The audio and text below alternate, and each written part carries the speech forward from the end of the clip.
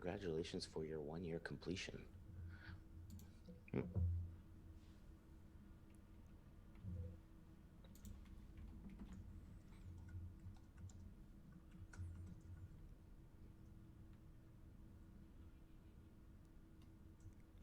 My hands are so sweaty.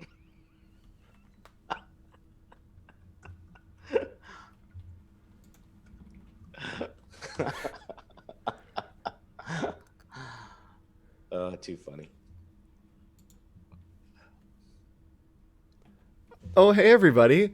What's up, What's everybody? up? I completely missed that transition by like half a second. I almost got it. We were so Oh, close. Oh, better and man. better each week. It What's does. going on, dude? What's up? Hey, dude. How's What's it up, going? brah? Yeah. All right, we're hanging out. Welcome to Adobe Office Hours, and yes, we left the audio on. So there it is. If you can hear us, it's funny. One person said, "Where's the audio?" and then the other person said, "We can hear you." Um, Hopefully, you so can hear us both. yes, Are there we we go. good? All right. And yes, my Yeah. hands are actually sweaty. It actually is real. So thanks so much for joining us today. Today is Office Hours. It is a show at 1 p.m. every Friday where we talk about freelance, we talk about business, we talk about portfolios. We give you just the inside scoop on what it's like to be a creative in the industry. Jason, today my nails are blue and purple. After this show, they will be going to bright red because I bought some new polish. Nick, who are you? Tell people about you. Say hello. Yes. What's up, man? I can't follow that. This is Nick Longo. I am a LA-based graphic designer and teacher here at Cal State Northridge. I see a few of my students there. Hey, Raina. We're kind of coming together today and talking about all those first steps taking into a freelance job. Um, Yes. I don't know about you, but I've talked to a few people that are like getting the first opportunity based on current situations, that something's come their way and they want to make sure they're doing it right. So we got tips and advice to get you through this to be 100% solid. Yep. And Senthil, we are talking about do's and don'ts in portfolios today. So we'll be going through that a little bit when we get into our portfolio reviews near the end of the show, middle of the show, maybe. And hello, Beth. Hi. All right. So, question for our chat. And specifically for the chat that is not Mm-hmm. on Behance, specifically, this is a question for our chat that is on YouTube. What are you doing? You need to be over on Behance. That's where the action is. That's where the party is happening. Come over to behance.net/live. Click through into the chat. There are cool people in here like Reina, Elada, got it, Cody, and Vanessa. So come say hi to them. Let me have a red heart if you are coming over from YouTube and join our chat. Excellent. All right, Nick, we have so many things to talk about today. Oh I my have a couple God. announcements before we get started. Do Man, it. it feels like we haven't done this in like a month for It some does. That was a reason. long week, It was. It was a Hey, a long, lot of, long I week. see, I'm seeing a lot of fun, friendly faces there. Sorry Giratima, about that. hello. All right, so Yeah. let's go ahead and hop in. I want to tell you guys about something very awesome that's happening that Adobe is doing to reinvest into the creative community, and it is the Adobe Creative Residency Community Fund. They are financing projects and making commissions for creatives all over the world, from anywhere from $500 to $5,000. I got accepted into the program, yay! That's And great, this dude. morning had a call with some friends. One was in Britain, there was someone in Ireland. We were around the world, all coming together, looking at some new things that are going to be coming in Adobe Illustrator on iPad. Kind of fun. So Damn. we're working with that, which will be really, really great. But you can apply, try to get access to a project like that right here on the website. There's a And link. there's a Cody just put the link. link. Thank you, Cody. Cody, yes, has the link. Yeah. Go ahead and apply for that. You can make some money, get reinvested to from Adobe, as well as make some cool work and maybe get some access to some things that are on the way to give your feedback, which Excellent. is pretty cool, right? Yes. And Lisa, Yeah. apply. So easy, guys. I applied and I heard back in like 2 weeks, and I'm on a project now that's going to be launching later this year. So Dude, it's it's like top secret, everything, man. You're just quick and killing it. easy. Yep. One apply. Secrets. Cool. All Awesome. right. Nick, do you have any more announcements? I think that's I it. think Like we're we have good. a lot to talk about. We have a lot to talk about. We have a bigger topic to talk about, so maybe it might take the place of one of our portfolio reviews Yes. later today, because you guys asked for this, and we wanted to bring you guys kind of like our freelance part one. Yep.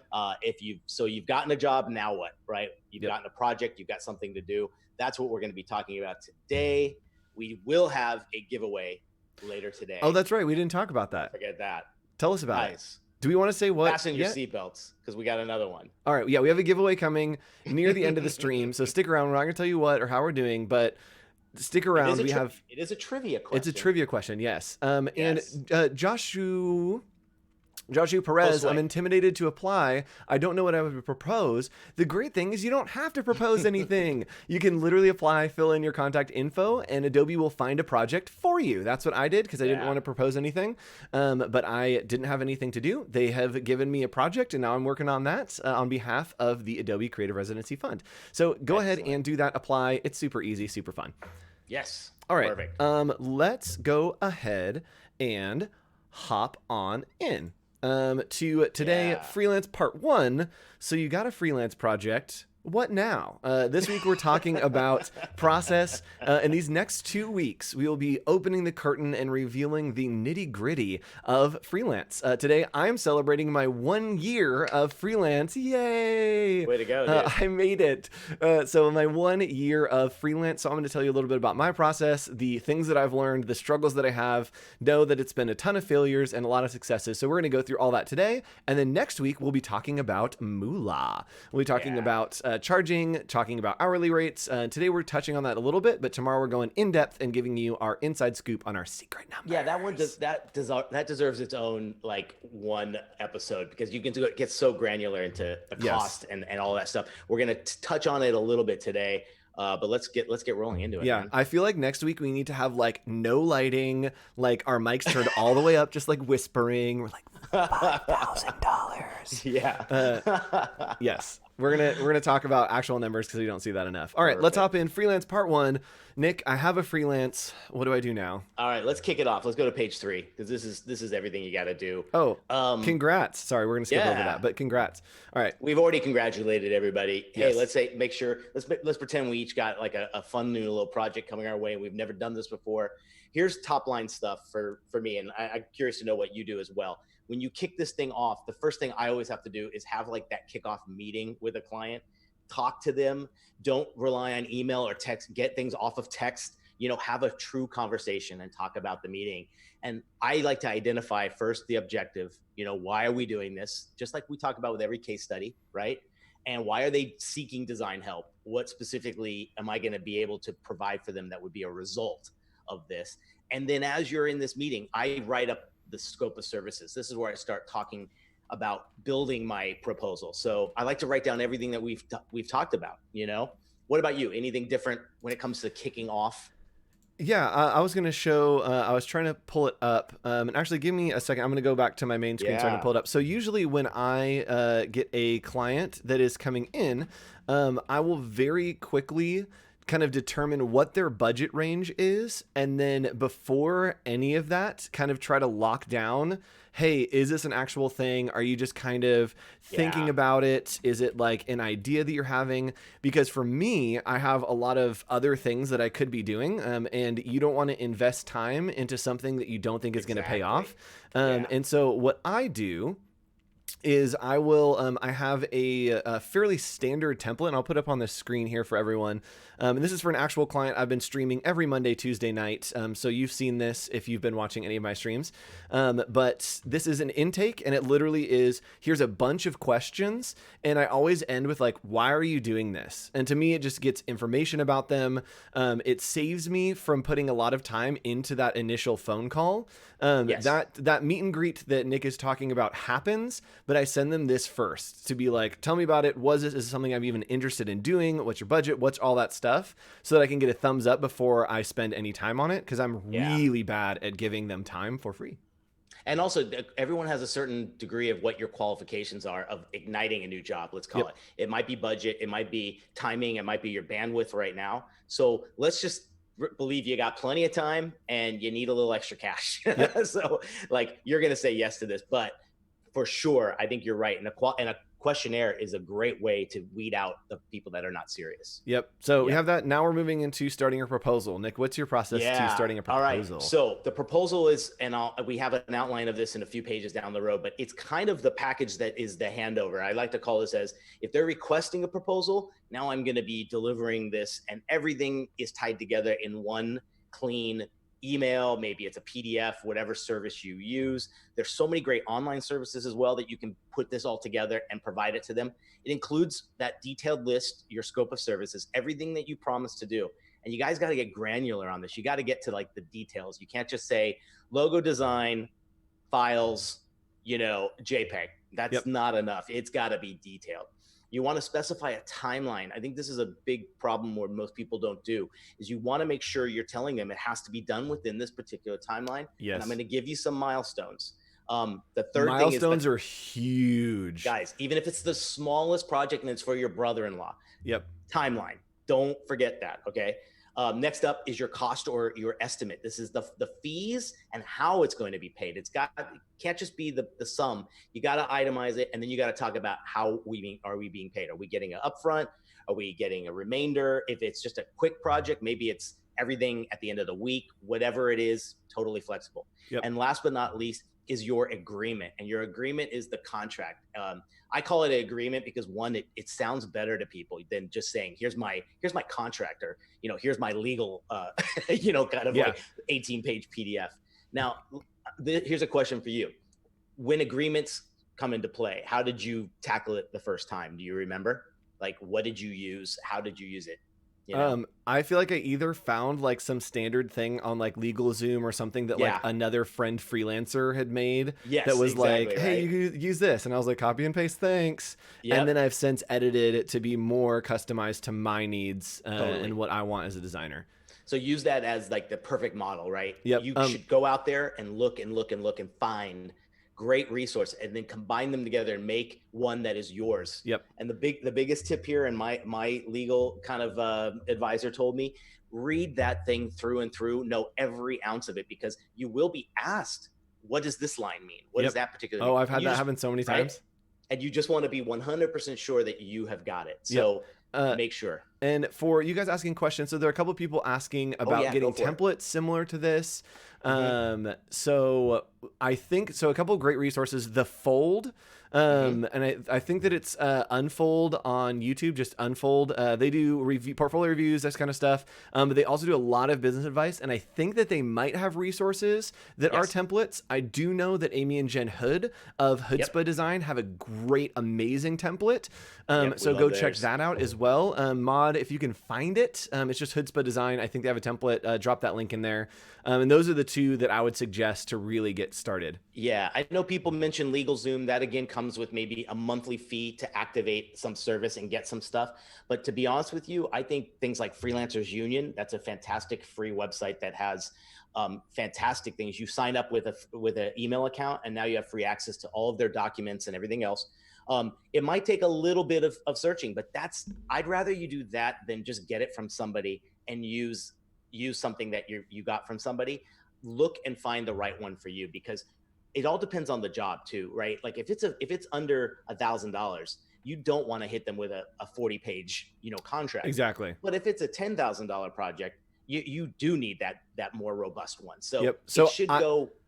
I'll usually send a 1-page kind of overview. And you can keep talking. I'll see if I can pull one up that doesn't have like secrets on it. And so keep talking about this stuff, and then I'll see if I can pull that up. But I always send a 1-page, and then once they agree to the 1-page, then I send the full, like, sign this actual contract.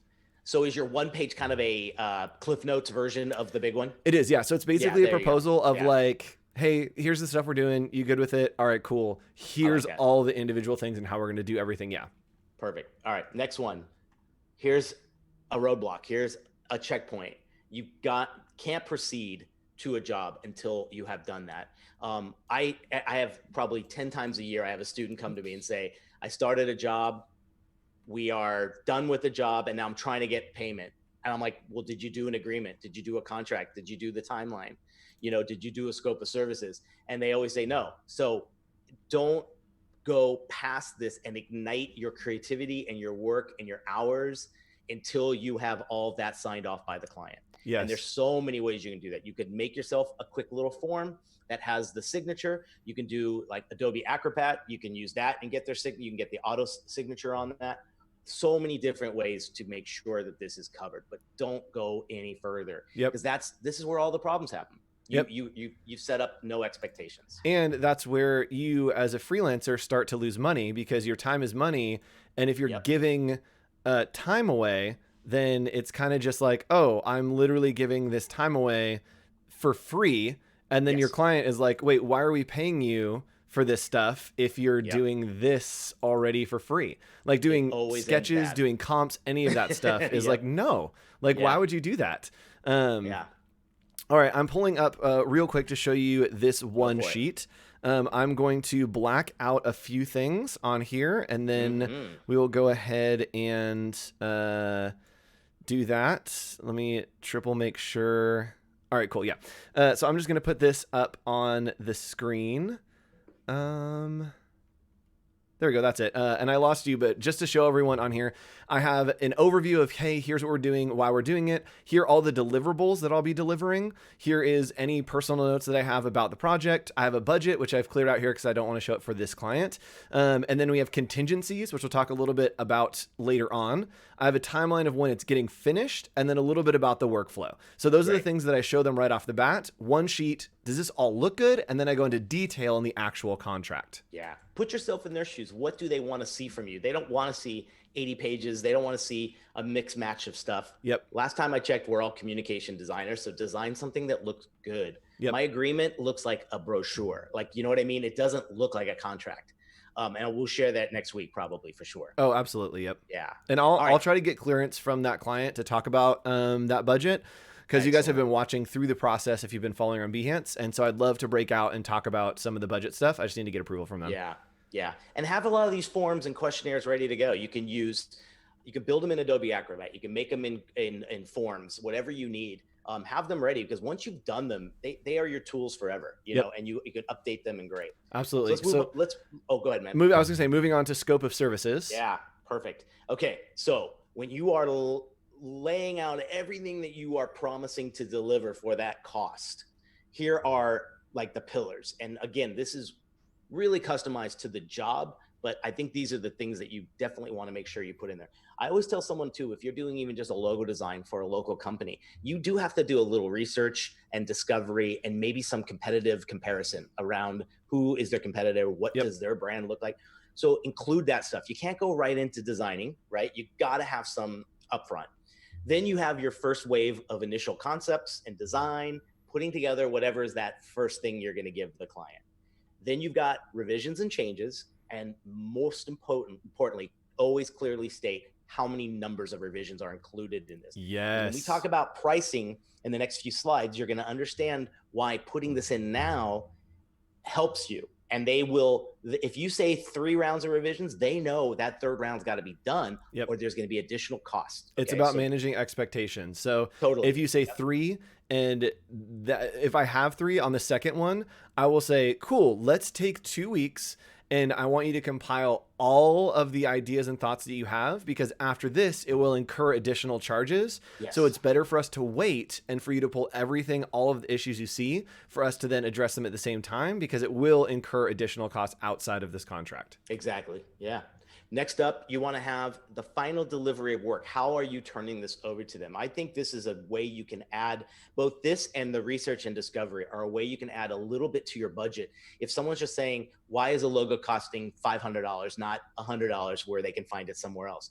It's because you're adding in these levels. So like your final delivery, you want to hand over a package to them that has PDFs, JPEGs, PNGs with transparent white, AI files, maybe a 2-page style guide is another thing that's going to be added to this. So show this now, because one, it's going to be, wow, these guys know exactly what they're doing. This person's telling me everything they're going to get.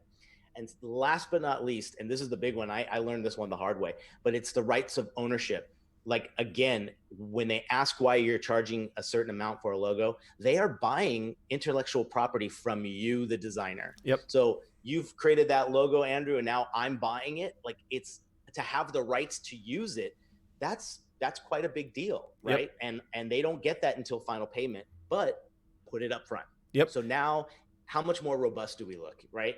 Yep. And this is great. And exactly, like, don't be afraid to have those conversations too, of saying, hey, I want to be able to do this with this project. Can I do that? So even with the creative residency project that I'm working on, the first conversation was, cool, at the end of this, who owns the rights to these? Okay, cool. Can I do X, Y, and Z? Yeah. Can I continue on with this on my own? Okay, I can use it that way. Okay, I can't use it this way. Being able to define that and help to move and shift that, to me, maximizes what that project is, right? You get paid so much for a project, but then what's the soft cost or the soft payment of promotion? Can you turn it into other products? Can you sell merch of that?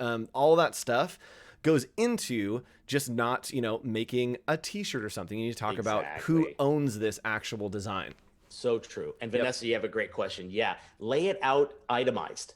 Yep. You don't want to just put a bulk rate and say logo design. If you break it down and itemize all of those things we just mentioned, now it's like, oh, okay, they're going to expect maybe a little bit more of a budget and a cost of you.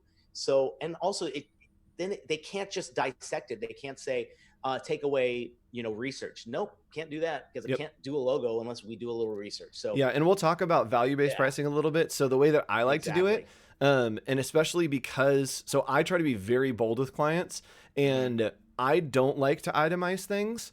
I like to say, here's the price, the value that I'm bringing you. And my commitment is that we are going to define goals, and I will give you solutions to those goals. If we are at, different opinions, that isn't necessarily the answer that you wanted toward that goal, we can agree that we have addressed that goal, then it will incur an additional charge. If we can talk and we realize that we have not met that goal, we do not have a good solution to that, then I will continue working on that. And so usually I'll do it to where you're paying me a little bit of a higher rate for me to solve goals and to solve problems instead of deliver assets to you. So that is a big shift in your approach too. Is the idea of goals versus assets. There are times that I just build assets and I'm like, here's what it costs. But for a big branding project, it's about addressing goals. Yeah. Man, all right, let's talk about, if you just take that as the basis of everything here, is that you are providing goals, you are giving results, not being paid per hour. Yes, right? Absolutely. You're not just pushing pixels, we're actually creating something. Yep. So this next one is the I really timeline. like this because I don't do this, this kind of timeline. I love the way you've broken it down. Man, it has made the biggest difference in what I present. It gives me a vote of confidence. It gives me people going, a calendar, and don't compromise it or don't make it too complicated. Give them something as simple as this. And when this was everything that was on my scope of services in the phases, I kind of give them an estimated time of date of completion. And then as well, there's a percentage of the effort. So obviously that's got to add up to 100. We're not all the best mathematicians as designers. I know that. I'm not. So I just wanted to make sure. But what it tells them is the bulk. So when they look at the estimate, they could be like, wow, packaging design is probably the most important, the biggest factor there and the biggest part of the price.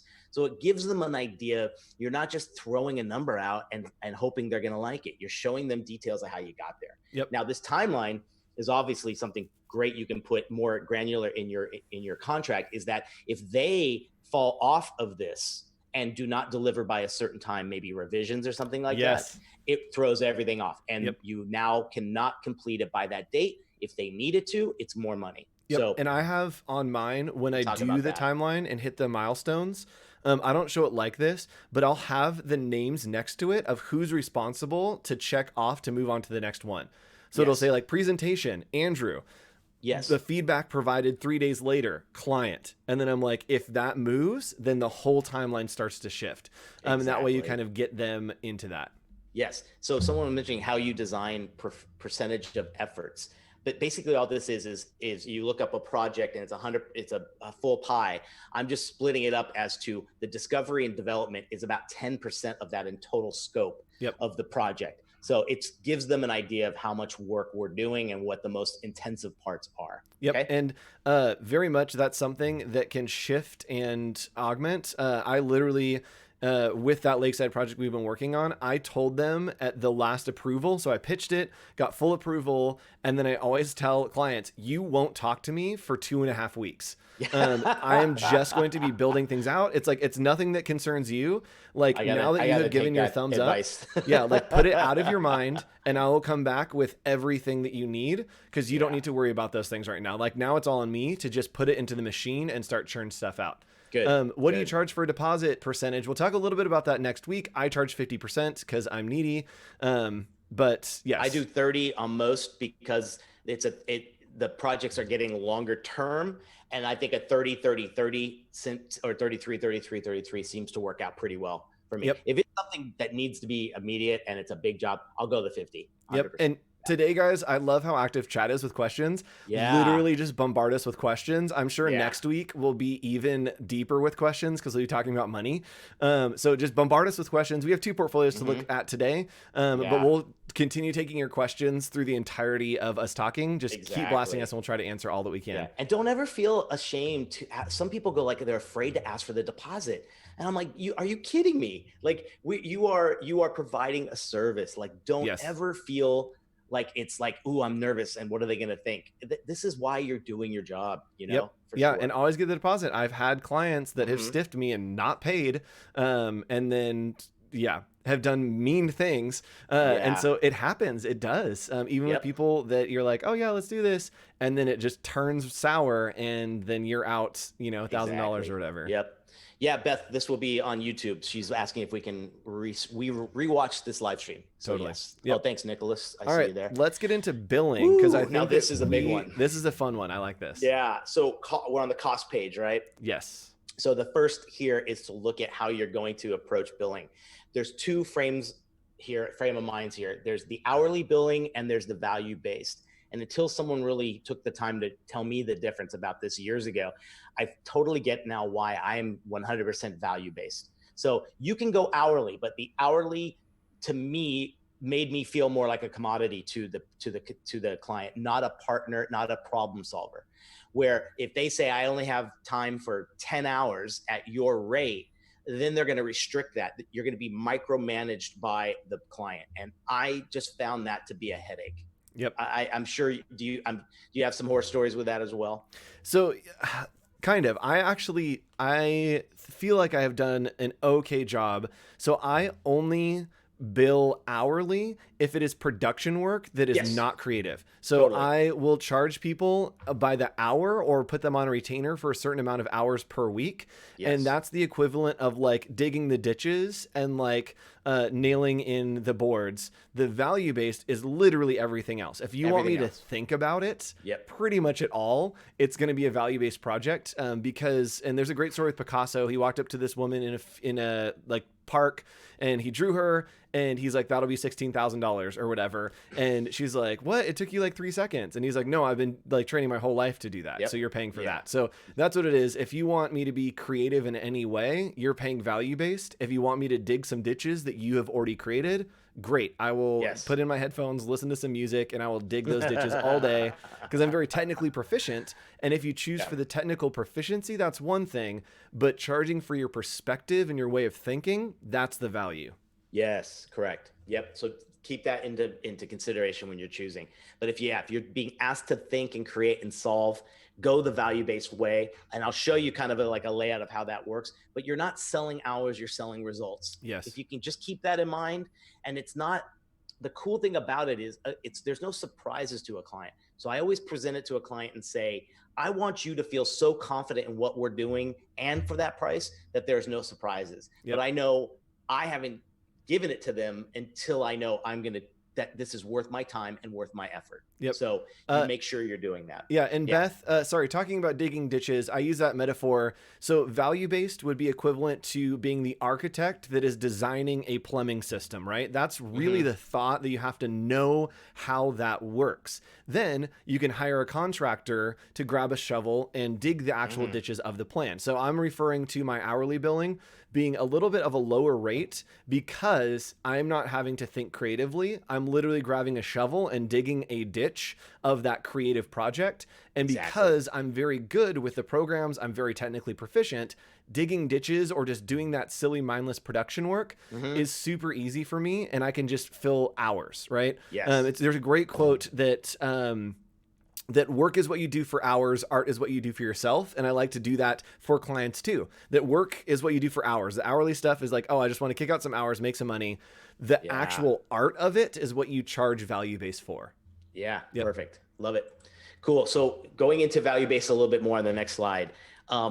This is everything I would put together to provide them what this value base looks like. So I review the entire scope of the services, itemized things, very, very detailed. Then what I do is I add up the hours I think that's going to take me as a designer. Now, they don't know my typical quantity, and they don't know my hourly rate, because like you said, it might be different too. Like sometimes if I'm going to be doing production of 10 different package designs that are or designed, that might be a lesser hourly in my book, right? We all have our own degree. So I multiply all of that by the hourly rates that I have for myself. And that gives me at least some dollar amounts to start putting in my estimate. And don't just do that and send it off. Do you agree? Like I always like to look at it. I'll walk away and come back to it and be like, was I on track with this? Was I giving myself enough time? Yes. You know? Yep, absolutely. How many times did you look at something and you're like, what I'm going to do that in 3 hours? No, that's more like 7, you know? And so make sure you're being truthful. Make sure, again, too, your hours might go down as you get better in something, but that doesn't mean you should be charging less. Yep. It's just like your story with Picasso, right? Yep. And that's the thing. My production hour rates are increasing as I become more efficient because it takes me less time. Yeah, Dana said it perfect. You punish yourself for doing things fast. No, you reward yourself. Yes. Ask for more. Yep, absolutely. And I just turned on some music vibes because I realized that we didn't have any in the background. So if it's too loud, let me know. Oh, good. Yeah. All right, and a lot of these questions that are coming in about pricing, starting low, moving high, come back next week. We're going to talk about all of that and the specifics of money. Today we're talking about how to get into that zone where you're going to get that money. Perfect. I love it. So next one, value-based. Don't forget this disclaimer, because this turns it into something that safeguards you in some way. You always say the amount I am giving you in the estimate, based on everything I told you, here's the price, right? But you have to say, if any additional work is needed beyond what was agreed upon, it is subject to an agreed upon hourly rate.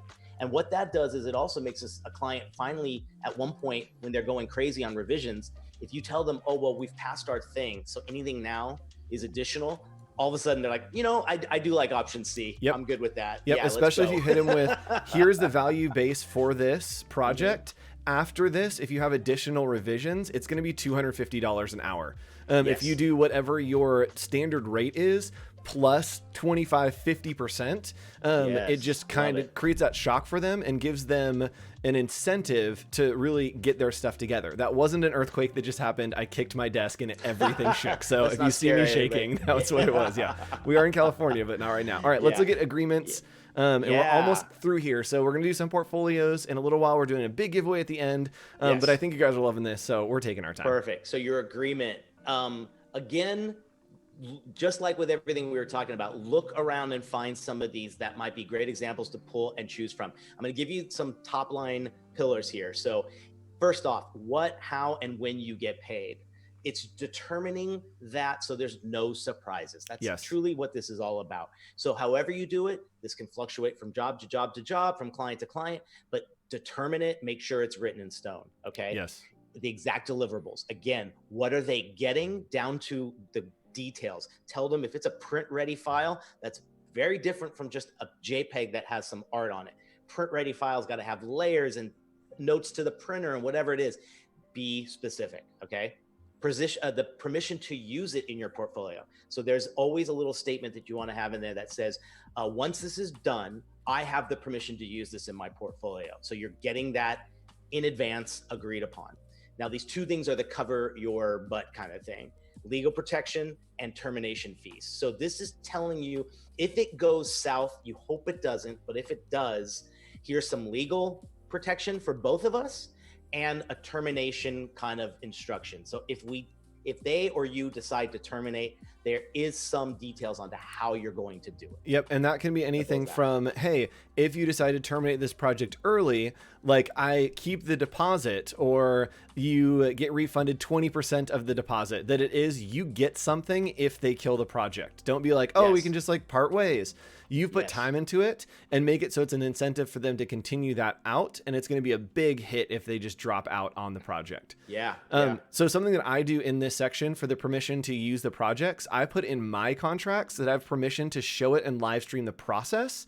Because to me, so much of my income and much of my actual job is here live streaming for you, letting you all see what I'm working on. And so if I'm not able to do that, it takes away from something that I love, that I'm passionate about, that then I am off camera, not getting to talk to chat, not getting to interact with you and teach. I'm just making stuff, and I don't like that. And so I put in my contracts, if you're going to work with me, it's from the start going to be able to be live streamed. And so people who want NDAs, people that don't want to show the process, don't like want to wait till a big reveal, those are clients that I have to have those conversations of, okay, that's actually maybe going to be a little bit more of a fee for me, because it's going to take away from something that is a great contribution to my career.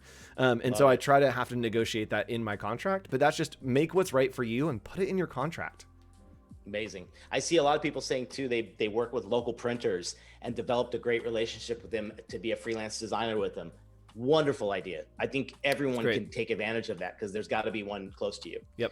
All right, next slide, the deliver. This is what you're putting together. So again, how you do this is up to you. I do suggest you make it clean, very communicative, branded with your brand and your design. You put together a package that has your scope of services, your timeline, your cost and estimate, and your agreement in one packet. And that's what you get sign off for. So the next page, you basically don't just email this to them. If you can set up a call or a visit or a video chat with them, go over it together. Don't be afraid of this. Once you do it the first time with a client, you will do it over and over again with them, because it gives you a chance to show them that this is for both sides. This isn't just for you to protect your butt. It's for both sides. And you feel more comfortable talking about this stuff when you have to do it live. So that's it in a nutshell. Yeah. 100%. And if you guys want to see what delivery looks like, I'm literally Monday and Tuesday night, follow on Behance or whatever, you'll get a notification from me that I'm going live. I am at this point with an actual client right now. It's a massive project, and we are going into the delivery to where I am exporting files, showing how I organize things, showing all of the different solutions I give them, PMS colors, exporting in CMYK, RGB. So if you want to follow along with that process, I'm literally doing it every Monday and Tuesday night, 8 p.m. Pacific Standard Time, and you can see what this looks like in actual application. Love it. Love it. Love it. Love it. All right. Let's look at some portfolios. Sure. Let's make that switch over. I was gonna say, yeah, we talked about a lot of things. So next week we're talking about money. We'll be talking about hourly rates, maybe suggestions for, do you start off low? Do you start off high? Do you start off somewhere in the middle? We'll give you the inside scoop to a lot of money. And again, these are all our opinions. There are a million opinions out there. You're going to hear me quote things very high and very bold, because that's how I like to do business. So I'm going to come in hot next week and kind of give you some things. It may not be right for you, but I can help maybe gauge where you are at in your freelance career and try to give you some advice for that as well. Excellent. All right. Do we want to start over with Mahima? Yes, let's do that. And again, with these, of someone who was asking how to make your portfolio so that you can get clients, or what is the best way to get clients? Your portfolio, your website, period. Yeah. Like sites like Dribbble and Behance and all that stuff are great. They're not going to bring you jobs. You need to have a great portfolio and a great website. Behance has a great option to convert your Behance profile into a website, which is just as good. So yeah, your website is your thing. Perfect. And let's go ahead and take a look at Mahima. And the advice that we give is for everyone, not just for this person. So try to take it all to heart for everyone. Perfect. Let's do it. Let's go ahead and look at the procrastinators first. I actually really like this project. Yes, that was really cool. Let's get on there. I first thought this was like, it kind of felt like it could have been like an animated series. It was really, really well done from that very first slide. I love it. Yeah, I was going with like young adult, like fun fiction. Yes. Like it feels like a book that I would read like in a library that I'd pick up and be like, oh, this is super fun. Yeah, or some like cartoon version of The Office. Yes, exactly. What it was.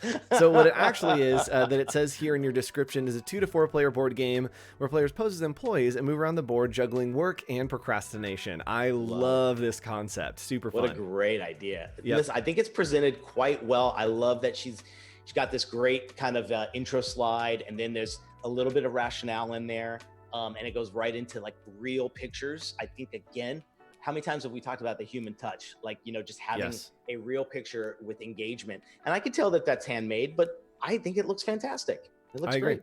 Yeah. Yep. This Oh, looks cool. I would not have thought that this was like a student project that they cut out until I get into some of the details. Like, this looks great. Yeah. I love that you noted the spot colors here. I would not use these as hex colors. I would note these as PMS colors, especially if you're trying to show that they're going to printing. Hex does not convert to a printer. So here's a question. When you get this granular and stuff like that, and this is really being presented to gain work, gain clients, gain employment, I almost feel like, why not show why these colors were chosen? Like, absolutely. Wouldn't that be a little bit more insight as to the decisions and like the personalities of these characters? Yes. I'd love to see that. That would be fun. Yep. Because Barb in HR doesn't really know what a hex code is. Exactly. Maybe we're learning as we go here, but yes. I love the illustrations. These absolutely. So yeah, going through, I really love the photography that you've used. You showcased it well. My favorite thing, and you've heard me say this a million times on office hours, is show people's hands with your stuff. Exactly. People can put themselves at the table. They can put themselves with it. And I love that you're showing playing with your family, playing with maybe your classmates, that it shows me, oh man, I want to get in there and like, I want to spin the thing and like move my token around. I want to know what to do that. And yeah, sorry, lots of questions about PMS colors. Those are Pantone colors. So basically a Pantone color is that if I send that color to a printer, there's a designated book that they have that you can buy that basically says this is the exact color that we need to match, and they can match that exact color. So universal PMS, color matching system. Yes, is a color matching system. Love it. What's one thing missing from this presentation? What do you think? I would say copy. I would say that we talk about it a lot of holding the client's hand through a project. I feel like I'm kind of meandering my way through this and talking about getting freelance. I don't know if this is something that I would be like, oh, I want to hire this person for this thing, because I don't understand the thought process as much. I love the sketches, but I don't really understand how it went and kind of was created. Yeah, I think there's a point there where a few of them can be broken up by a little more instructional copy. But what I think would be the ultimate thing to add is the overall box that this comes in. Oh, yeah. And show that at retail and show that like how this is looking compared to the competitors. Because I think what you might change is that chalkboard background might be a little too dark, because I love the colors you're using and that texture to it. You might find that there might be a different solution for what the overall package could look like and how it's packed together, how the pieces come together on a tray. Man, but what a fantastic little case study here. I love everything about it. Yeah, I love it. Cool. It's great. Let's go into, do we want to look at the mini worlds? Sure, let's do it. Let's do it. Because that just reminds me of the beginning of Silicon Valley. Oh yeah, this reminds me of have you ever played the Jackbox games? Like anytime I see like this 3D, they're like trivia games. I always think of that. Oh yeah. Okay, gotcha. All right, so these are, really looks like letters that you're doing for 36 days of type. Again, love that you have intro copy. I am a stickler for that. I always want something that explains it to me. I love that you have that. And then as we scroll through, Nick, any thoughts? I think it's just a perfect example of like showing your creativity as a 3D designer. I think there's great different variety in its look and feel. I even see a Jetsons apartment building floating in space towards the bottom there. This is really nice. I think what I would do is turn it into a multi-level showcase of your 3D talent, showing that you can do different things and it's not all one-dimensional style. Maybe there's a way of just spinning the project a little bit more into a broader case study. Yep. Just a suggestion. Yeah, for me, I do want to see it as a broader case study. I want to see this as a book. I want to see you mock this up as like a book, and then kind of have the pages that you're scrolling through, especially because you did so many of them. They're really great, but I definitely want to see it as a book. That's something that's not just, oh, I did this fun project, because it very much is, oh, I just did this fun project. But if you present it like something else, then it will look like something else. It won't look like this random fun project you did, because this works really good. I would showcase it as if someone hired you to do this. Yeah. And the colors are fantastic too. I would almost say like, put the emotion you were trying to say, like the one for F looks a little moody. And then like the one for H looks very bright and sunshiny. So like was there an attempt to make these look a certain way? And then that way you're telling the viewer that you were successful in pulling color theory as well as design into the process. Yep. So these are great. Absolutely. Really fun. All right, let's hop over to Jessica's in chat. Stick around through this one, and we will be doing a giveaway right after we do the critique for Jessica Tyson. Get your thinking caps on. Get your thinking caps on. Question. And again, next week we will be talking all about money. So go into your phone right now, put on your calendar, 1 p.m. Pacific Standard Time. Money. Just do the money signs, do the flying emojis, do the little guy with the tongue. Whatever it takes. Yes, go do that, and we will be back again next week. But let's go through this next one and then do our giveaway. Perfect. All right, so we are on Jessica's, right? Yes, Jessica Taylor. Perfect. Okay, cool. My first reaction was a very safe approach. It feels very, very safe as a designer. I'd love to, and I hate to say it, but like when I clicked on a few other ones, it felt like it was just as safe as the overall perception.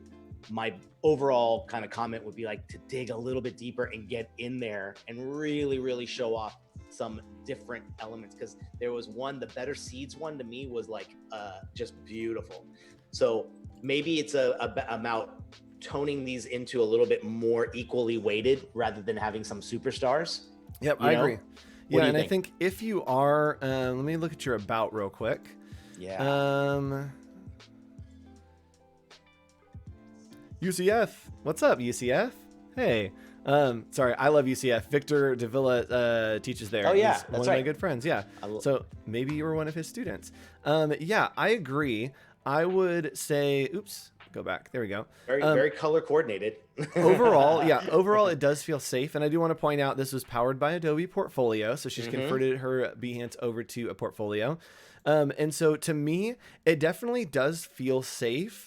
And it feels like there are moments of like potential that I feel like haven't been maximized. I feel like the Better Seeds is definitely a project that I'm like, cool, you maximized this potential, but I want to see the elements. I want to see your individual illustrations. I want to see it broken out to more, to have really showcase this amazing work.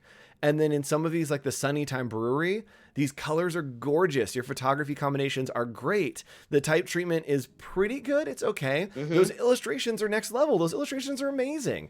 Get them bigger. Bigger and bigger. Yeah. Put them on different things. Show me more of this, because you are a good designer and there is really good work here. It feels like you've kind of like stopped in the safe zone, and I really want you to push it into that, like, oh my gosh, like overwhelm people with how amazing you are. Great suggestion. Yeah. It just takes it to the next level. You've started on a great path, and I just want to see you take some chances and move it into something a little bit more risky. I think when you look at the Suntime Brewery, you could definitely expand this on so many of the other applications and real applications. Show me what the place would possibly look like with some background blurred images of maybe the bar or the outdoor patio that this would have. Yep. You know, I'd love to see that as well. And I'm seeing like tank tops, people with their like umbrellas. Like I see it. Like? I see it in my head, and you've done an amazing job at setting that mood and emotion and tone through your design. But show it to me. Like show me all those things that are in my head. Just build it out. Yeah. Perfect. Yep. The chosen colors represent sun and fun, things most people associate with Florida breweries. Logo's easy in a variety of ways, including print and digital. I agree. It's a good solution. It just needs to be built out more. Yeah. I think you can probably find a fun way to get a sun into the logo, have that mark that is usable, because I know you have the pretzel and the beer, but I think it needs that one mark that can be used without any typography that says Suntime Brewing. I want to see the T turn into a umbrella tent. There you go. Somehow, yeah. Done. There you go. But also present these a little bit bigger. I don't want to have to click on something to get it to go full screen. I want to see it full screen so I can browse through here and see all of that. I think that will help also in the delivery, because this will feel like a much bigger presentation if you stacked these into one long scroll down kind of presentation. Yep, I agree. Got it. Very much. Cool. And even in your future sketch, your sketches are amazing. Like, you're an amazing illustrator. Sketch everything and put it in all of your case studies because they're incredible. Even showing off your illustration with the Suntime Brewery stuff, those are gorgeous. Your sticker designs are awesome. Show off more of that illustration stuff because it's really good. Yeah, get these pictures bigger. I want to see, because you get into that Better Seeds one and it's like, wow, if that was shown stacked and in a nice scroll, I'm going to see all the details immediately. I don't have to click into them to get all that credit. You know? Yeah, so, this is like student Addy Award potential. Like, this is like pretty good. It would go pretty far in a competition, I think. I love that. Very cool. All right, it's time for our giveaway. Chat, get ready. Stretch your fingers out. I'm going to give you a trivia question, and our friend Nick is going to be watching the chat, and he's just going to call out a name. Anyone that has the right answer, he's going to pick one of the names. Not the first person, just one of the right answers to this trivia question, and you will be winning 1 free year of Adobe Creative Cloud. A free year of Creative Cloud. One whole year. Free year. Creative Cloud. Free. All right, here is the question. The question is, let me think about how I'm going to phrase this actually. Yeah, how do you phrase this? We tackled it a little bit. Yeah, there is a specific term for when I would get hired by a client, but I would not be able to show the work, talk about the work, or take any credit for the work. What is the term for a client taking complete credit for all of my work? What is the term for that? And Nick is going to watch the chat and pick a name for that trivia question. Again, the question is, what is the term for when a client wants to take full credit and I turn into a mystery enigma in the background as if I never worked on it, right? I was going to say, is it mystery enigma? It is not. It is the equivalent of a ghostwriter that you would see in maybe the music industry.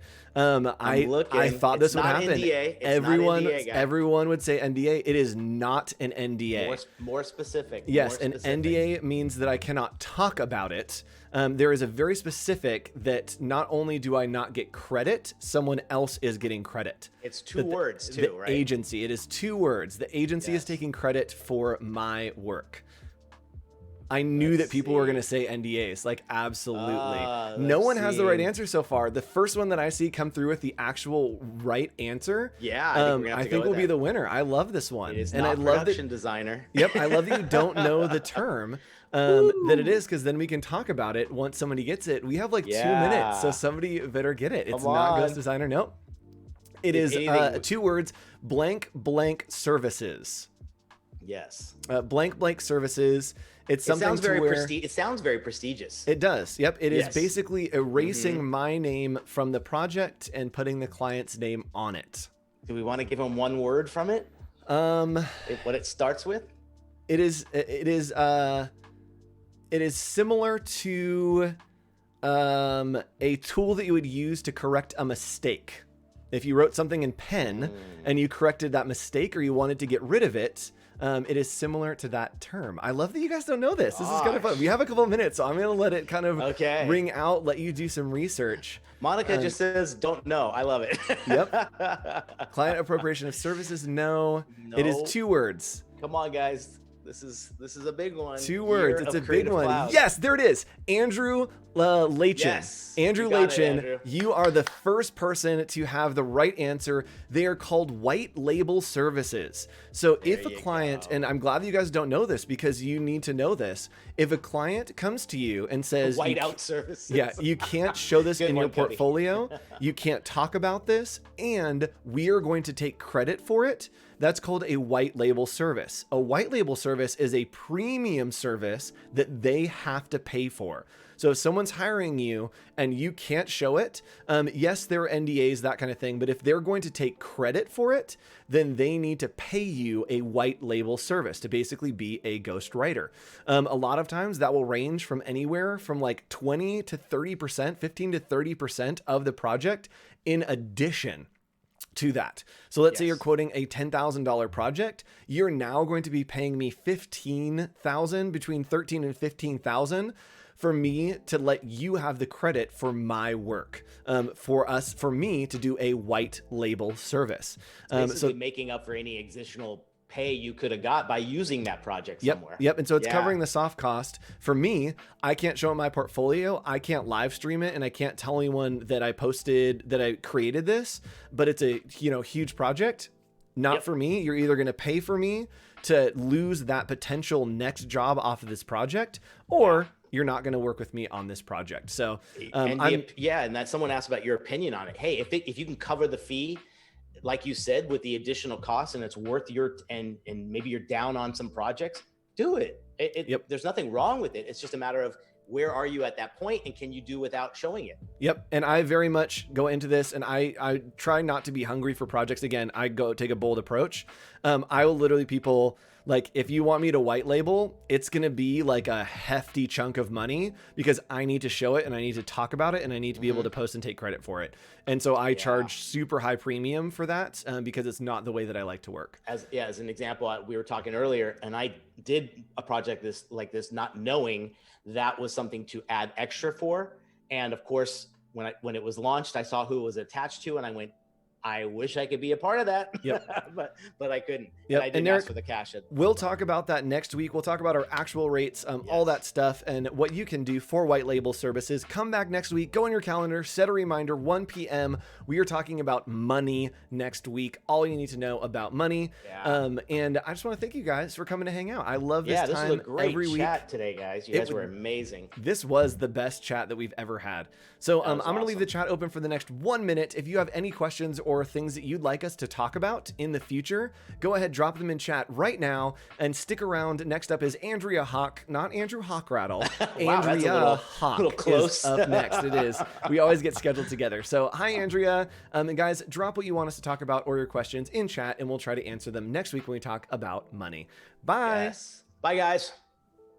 Oh, I hit the wrong button. All right, there we go. Now we're, oh boy. All right, bye guys.